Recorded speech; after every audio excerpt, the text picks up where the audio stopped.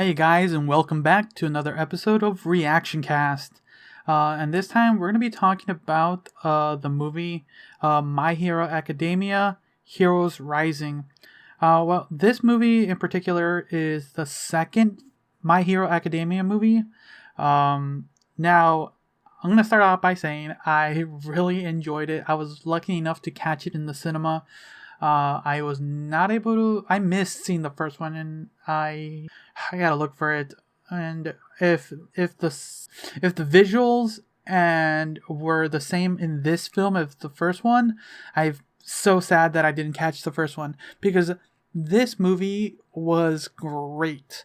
So let's start a little bit. So the film, for anyone who isn't watching or you're still listening, is basically a film.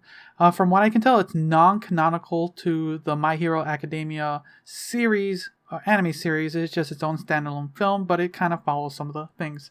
It just takes the Class 1A to Naboo Island, where they seem like it's like this very peaceful island where they are kind of the heroes, and they're kind of like this work study program, and it's really cool because it's them kind of like being professional heroes in a sense, in a calm environment. And I like it because it really showcases all the students, because when you're watching the show, they're pinpointing specific heroes at this point. Now this is the story of basically Deku, but the film gives every student a time to shine, and I really enjoyed that. But it's, even though it's kind of like it's not really vacation, it's them working, they throw in some of the stuff from the villains. What are they called now? The Villain Society, something like that. I forget what they're called.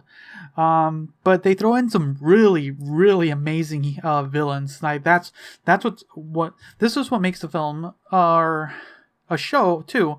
It's like a really good villain.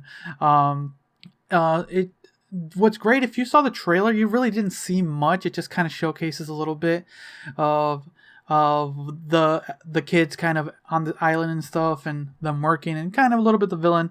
But I'm not gonna spoil it. But the villains they have for these are some of the best villains they face against, and oh yeah, it makes for fantastic cinematics later.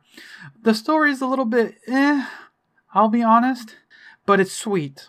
I liked it, and it ends very lovely. The pacing works really well. For the most part, I enjoyed the story wasn't that grand, but it was like nice. It was a very sweet story. The final act, so if we cut it in, the middle act was intense. Like, everyone's doing their thing. It's really good. The thing is that got me was like the final act. Like, they do such a really wonderful job with the animation and the art style. It's just the way they did the soundtrack wasn't. It was sad. Because they had this very like soft, soothing music to such an intense moment, and I was hoping to get kind of some intensity, and maybe mixed in with some of the sound of the battle going in the background, like maybe lowered.